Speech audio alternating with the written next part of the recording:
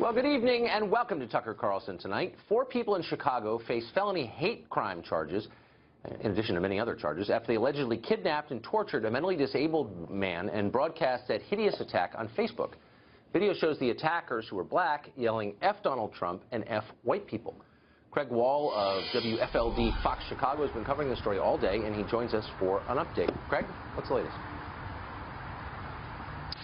The superintendent today called this video reprehensible, and prosecutors officially called it a crime, filing those charges against the 4 suspects. They include a hate crime, kidnapping, battery, as well as unlawful imprisonment, and some additional charges against the 2 sisters, as well as one of the suspects who is a friend. The video happened on Tuesday. We know that's when the torture happened, but it all actually began on Saturday when the victim got together with one of the suspects, a friend of his, Jordan Hill, for a sleepover for New Year's.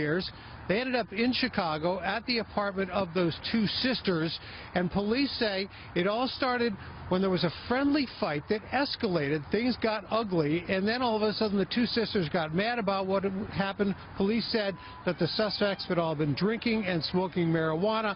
That's when they bound and tortured that 18-year-old victim who is mentally challenged. The torturing went on for 4 to 5 hours, police said. The noise from it created so much of a commotion that neighbors down below went upstairs, knocked on the door, and said, "Hey, knock it off or we're going to call police." We're told the 2 sisters then went downstairs, broke open the door of that neighbor's apartment and threatened them. Police were then called, and during that time, that is when the victim was able to escape his attackers. A police officer who happened to pull up in response to the complaint saw the victim, who was outside walking. He was dressed in a tank top inside out and backwards, wearing shorts and walking in sandals, looking battered and bloodied. The officer went up to the victim and tried to talk to him, found he was very discombobulated, and that's when police actually called an ambulance and got him taken in. The 4 suspects were then taken into custody. Just a short time ago, the victim's family, a representative, spoke briefly, saying that they have seen the video, found it very, very disturbing, as everyone else has. They said the victim himself is doing okay, but beyond that, they didn't have a whole lot to say. The 4 suspects will be in bond court to face these charges tomorrow, and we could learn even more about what went on from prosecutors. Back to you in New York. Craig Wall for us in Chicago. Thanks a lot, Craig. Before we get to the next guest, let's listen to part of that tape again in case you haven't heard it. Here it is. Donald Trump, white people, boy. No. Goof. Yeah. Monsters. So is this revolting attack a sign that anti-Trump hysteria is fueling violence? Does it stand for anything larger? And is the national media downplaying its existence? We're joined now by nationally syndicated radio talk show host Richard Fowler. Richard, thanks for joining us. Good to be here, Tucker. So I was interested to see this morning that the New York Times This Week in Hate feature had no mention of this story. Why would that be? I don't know. I'm not an editor of the New York Times. I think that this story is... Why did the Washington Post bury it? Why did the Boston Globe bury it? I don't work at either of those publications, but I will say this. I think this is a hate crime. I'm happy that the new attorney, the new Cook County prosecutor charged these people with this.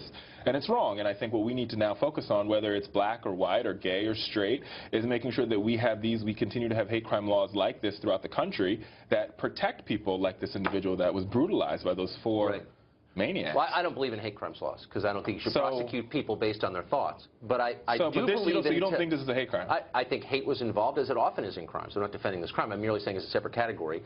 Hate crimes devalue the idea of equality under the law. So I'm opposed to them. But I'm also opposed to lying and downplaying something that is obvious. And it's clear that this man's race and his political position played a role which is in the torment that he endured. Well, and that's not at all clear from the accounts that were prevalent today. The Associated Press, in its first account of the story, didn't mention the racial and political angles of the story. I wonder why that is. I don't know. I don't work for the Associated Press. I think what we can say here... What I can say here is that the charges came down from the prosecutor, which is the final arbiter. There's no journalist is an arbiter of this case. The prosecutor is, and eventually a jury of these 4 individuals' peers, and those came down and said this was a hate crime. It was fueled by race, it was fueled by ideology, and it's wrong. And that's why we need stronger hate crimes in this country to prevent incidents like this, and incidents that go the opposite direction. Yeah.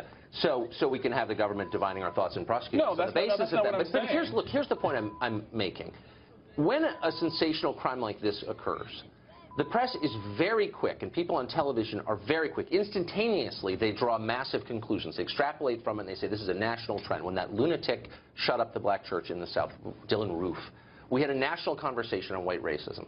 Now, I'm not against such a national conversation, but if you're going to extrapolate from something like that, why the instantaneous downplaying of this as four crazy people I don't think, and an isolated disabled man? No, I don't think. I don't think anybody's isolating this at all. I think really? if you look at the reporting that we've seen today, if you look at people just reporting the facts, which is this individual was charged with a hate crime, which means this prosecutor, based upon the standards for a hate crime in the state of Illinois, thought that these four individuals were in violation of a hate crime, just like Dylan Ruth, according to the statutes in South Carolina, were in violation of a hate crime. That's for prosecutors to decide, not for journalists. Well, but we also draw conclusions from events. That's part of our job here in the commentariat.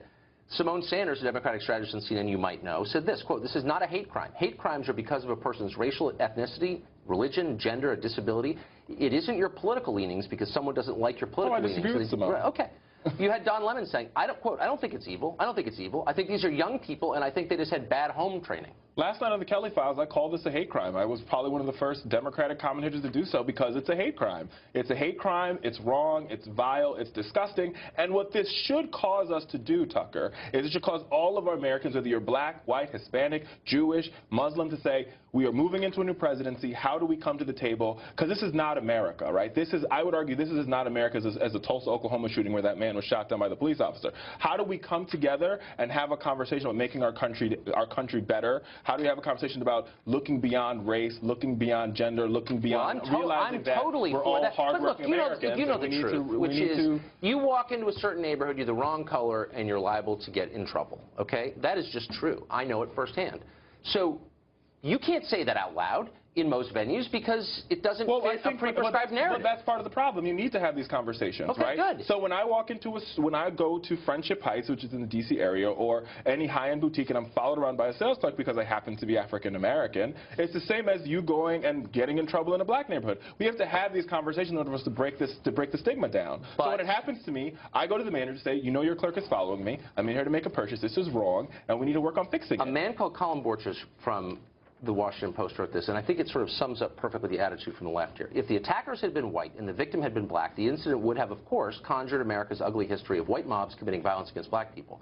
There's no parallel history of the reverse happening or anything remotely approaching the same scale. Now, that may be right on the merits, but it is an obvious attempt to downplay the significance of this because what's at stake, as you know, is victim status. And the idea that a Trump supporter might be a victim of a crime based on his political belief. Okay, but nobody wants to give up the prosecutor status here. The prosecutor is very clear in her determination. Then why are all these liberals trying to say that this is just one isolated example when you see time and again? You cannot. Here's the problem. This is not. I would argue that a hate crime is a hate crime. It's not. It doesn't have a political tilt to it. Dylan Ruth. We don't blame Republicans for Dylan Ruth. No, and we shouldn't blame Democrats for these four. Are you joking? I never blamed Republicans for Dylan Ruth. Well, good for you. I'm glad to have one reasonable person on this show. And I think there's very people. Dylan Ruth is a raged, maniac, racist. Were you in this country when that happened? I mean, but by the way, let me just say, I agree with what you're saying. Right. But what I disagree with is your unwillingness to acknowledge what's been happening for the past 3 or 4 years in this country. There's a mass shooting that fits a prescribed media narrative, and all of a sudden everyone I think, who supports Trump or is white is responsible. No, let's be very clear. So after the Dylan Ruth case, there was a campaign to take down the Confederate flag from flying over South Carolina, which is was the right thing to do. And the governor, Republican governor, they banned the Dukes of Hazzard from television, as if every Southerner or every person who liked to watch the Dukes of Hazzard was implicated in a crime. No. We're having, that's two different conversations. I think with the Dylan Ruth incident brought to light They was the did fact that after Dylan Roof. Well, let me make the point. Well, after the Dylan Roof incident, what brought to light the fact that in South Carolina, the Confederate flag flies over the Capitol. Both Democrats and Republicans in South Carolina agreed it was a bad idea. Waving the Confederate flag, which is the flag that stands for racism, bigotry, and hatred, is wrong. If that had something to do, look, it's demagoguery that tries to tie people who are not responsible for a specific crime to. In my mind, yes. They banned the Dukes of Hazzard from television. But we're having a conversation about 4 individuals who committed a hate crime and the Confederate flag. Just those apply the same standard. I have. To all crimes. I absolutely have. Okay. But you can't lump the whole party in with it. That's the argument I'm making. It's a hate crime. It's wrong. It's disgusting. It shouldn't happen. It should be a time to bring our country together. You're not being honest, Richard. You're not I'm being absolutely honest. How are you going to tell me what standard I'm applying?